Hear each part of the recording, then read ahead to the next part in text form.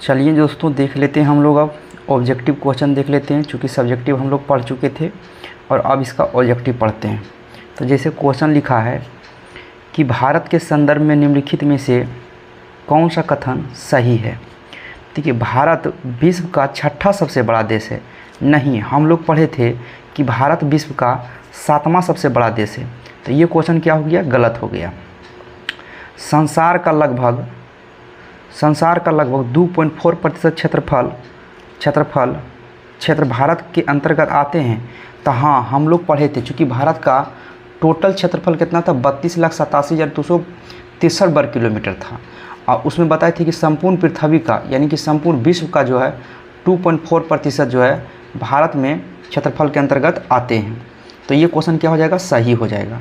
आगे देखिए, कर्क रेखा देश के बीचों बीच से गुजरती है, जो अक्षांश रेखा के 2 बराबर भागों में काटती है। तो यहाँ पर देख सकते हैं कि अभी हम लोग कर्क रेखा के बारे में नहीं पढ़े, लेकिन ये भी क्वेश्चन क्या है कि सत्य है। अब देखिए, भारत जो है पूरी तरह से उष्णकटिबंधीय क्षेत्र में आता है। तो ये बात सही नहीं है कि भारत पूरी तरह से उष्णकटिबंधीय क्षेत्र में नहीं आता है, बल्कि ये जो है उपोष्ण कटिबंधीय क्षेत्रफल में आता है, क्योंकि यहाँ पर उष्ण और शीत दोनों मौजूद होते हैं। कोई दिक्कत, चूँकि कर्क रेखा जो है सूर्य जो है वो कर्क रेखा और मकर रेखा इन दोनों के बीच में स्थित रहता है। अगर जैसे इस प्रकार गोलोब बनाइएगा तो यहाँ कर्क रेखा ऊपर में नीचे में आगे पढ़ेंगे हम लोग। तो हम लोग सिर्फ ऑब्जेक्टिव अभी देख रहे थे। इसका आंसर कुछ हो जाएगा, केवल 1 और 2 हो जाएगा। 2 और 3 हो जाएगा। क्या हो जाएगा, 2 और 3 हो जाएगा। तो ऑप्शन नंबर क्या मारिएगा, सी मारिएगा। अगला क्वेश्चन देखिए। अगला देखिए क्या पढ़े हम लोग कि निम्नलिखित कथनों में से कौन से भारत के बारे में सही है। सही के बारे में बताना है, चयन कीजिए। भारत विश्व का 5वां सबसे बड़ा देश है। नहीं, हम लोग पढ़े थे 7वां सबसे बड़ा देश है। ये तो गलत हो गया। यह स्थल मंडल के कुल क्षेत्रफल का लगभग 2.4% भाग आकृति में है। तो ये बात क्या है, बिल्कुल सही बात है। क्या है, अभी तुरंत हम लोग ऊपर भी पढ़े हैं। और बाद पढ़ा था समूचा भारत उष्ण कटिबंधीय क्षेत्र में आता है। नहीं, उपोष्ण कटिबंधीय क्षेत्र में आता है। उस प्रकार देखिए 82.5 डिग्री पूर्वी देशांतर का उपयोग भारत मानक समय को निर्धारित करने के लिए किया जाता है। तो ये बात क्या है, बिल्कुल सही है। यानी कि 1 और 4 दोनों क्या है, सही है। उस हिसाब से क्वेश्चन मारिएगा, ऑप्शन नंबर डी मार दीजिएगा। ठीक, 2 क्वेश्चन हम लोग पढ़ें, लड़ गया क्वेश्चन। ठीक, देखिए हम लोग दिखा रहे हैं आपको कि जो क्वेश्चन हम लोग पढ़ रहे हैं वहाँ से क्वेश्चन हम लोग को सीधा सीधा टकरा रहा है। अगला क्वेश्चन देखिए कि क्षेत्रफल की दृष्टि से भारत विश्व के कौन सा स्थान पर आता है। तो हम लोग पढ़े थे 7वां स्थान पर आता है, 7वां मार दीजिएगा। और बाद देखिए अगला क्वेश्चन देखिए, भारत का आकार कैसा है। तो भारत का आकार जो है 7वां सबसे बड़ा देश है। तो और आसान क्वेश्चन हो गया। भारत का क्षेत्रफल संसार के क्षेत्रफल का 2.4% है, परंतु इसकी ऑप्शन में देखिए क्या लिखा है, संपूर्ण मानव जाति का 16% जनसंख्या है। तो बिल्कुल गलत बात है। संपूर्ण मानव जाति का 17% जनसंख्या नहीं। देखिए है 17.5%। कितना है, 17.5%। यानी समथिंग में मान सकते हैं कि इसका आंसर कुछ हो जाएगा, बी हो जाएगा। क्योंकि हम लोग पढ़े थे कि इसका भारत का जो है संपूर्ण विश्व का जनसंख्या में दूसरा सबसे बड़ा देश है। अब वो 17.5% निवास करती है। पहला नंबर पर कौन पढ़े थे हम लोग, चाइना पढ़े थे। अगला क्वेश्चन देखिए। अगला क्वेश्चन, भारत में लगभग कितने गांव हैं। तो ये देखिए डाटा कुछ सही नहीं दिया है। इनमें से क्या हो जाएगा, कोई, चूँकि गांव किसी के बारे में आप पता नहीं कर सकते हैं, इसलिए आंसर कितना हो जाएगा, डी मार दीजिएगा। ठीक, अगला क्वेश्चन देखिए। अगला बोल रहा है कि निम्नलिखित जोड़ों में से कौन सा जोड़ा सही नहीं है। सही नहीं मतलब कौन सा गलत है।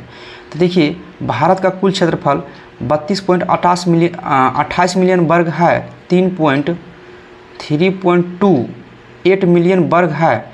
तो ये देखिए, ये थोड़ा सा देख सकते हैं कि ये बोल रहा है कौन सही नहीं है।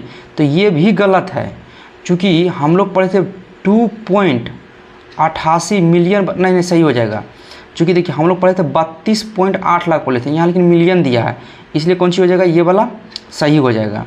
अब देखिए भारत का अक्षांशीय विस्तार 8 डिग्री 4 मिनट उत्तर से लेकर 37 डिग्री 6 मिनट उत्तरी अक्षांश में है। तो ये बात बिल्कुल सही है। हम लोग आगे पढ़ेंगे अक्षांश और देशांत, अगला टॉपिक में पढ़ेंगे। भारत का देशांतरीय रेखा डिग्री 7 मिनट पूर्वी से लेके 97 डिग्री 25 मिनट पूर्वी है। तो ये बात क्या है, बिल्कुल सही बात है। भारत में कुल राज्यों की संख्या 26 है, तो ये बात बिल्कुल गलत है, क्योंकि भारत में कुल मिला के जो है 28 राज्य है और 8 केंद्र शासित प्रदेश है। और ये भी बताए थे हम कि जो 8वां जो केंद्र शासित प्रदेश बना था वो था दादर नगर हवेली, जो कि 26 जनवरी 2020 को बना था।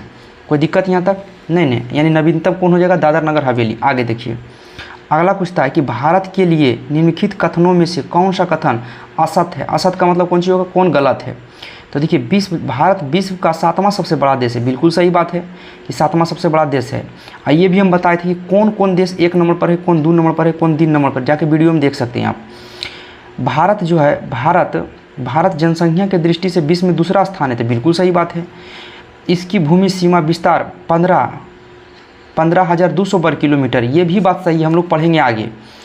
संपूर्ण सर्वप्रथम सूर्योदय मिजोरम राज्य में होता है, बिल्कुल नहीं। सबसे पूर्वोत्तम राज्य कौन सा है, सबसे पूर्वोत्तम राज्य जो है वो किबिथु पड़ता है, जो कि किबिथु ना, क्या बोलते हैं उसको, अरुणाचल प्रदेश में है। सबसे पूर्वोत्तर राज्य कौन पड़ता है, अरुणाचल प्रदेश, और सबसे पहले वहीं सूर्य भगवान का उदय होता है। यही कारण जो है क्या हो जाएगा, इसका आंसर कौन सा हो जाएगा, ये वाला हो जाएगा, मिजोरम नहीं होगा। इसका आंसर कौन सा होगा, अरुणाचल प्रदेश अगर रहता तो हो जाता, क्योंकि सबसे पूर्वी बिंदु कहाँ मिलता जाके, तो अरुणाचल प्रदेश में मिलता है। ठीक, कोनो दिक्कत यहाँ तक नहीं। आगे देखते हैं अगला चैप्टर। जैसे ही हम लोग स्टार्ट करते हैं देशांतर, देखिए अक्षांशीय रेखा अगला है, तो अगला इसमें सब कुछ देखने के लिए हमको मिल जाएगा कि सबसे पूर्वी राज्य कौन सा है, पश्चिमी राज्य कौन सा है, सब इसके बारे में हम लोग पढ़ेंगे। कोनो दिक्कत यहाँ तक नहीं है। अब इसमें तो चैप्टर खत्म हो गया है, इसका ऑब्जेक्टिव खत्म हो गया। हम लोग आज पढ़ेंगे, कल वीडियो डालेंगे अक्षांश रेखा का, और इसके बारे में फिर ऑब्जेक्टिव लगाएंगे।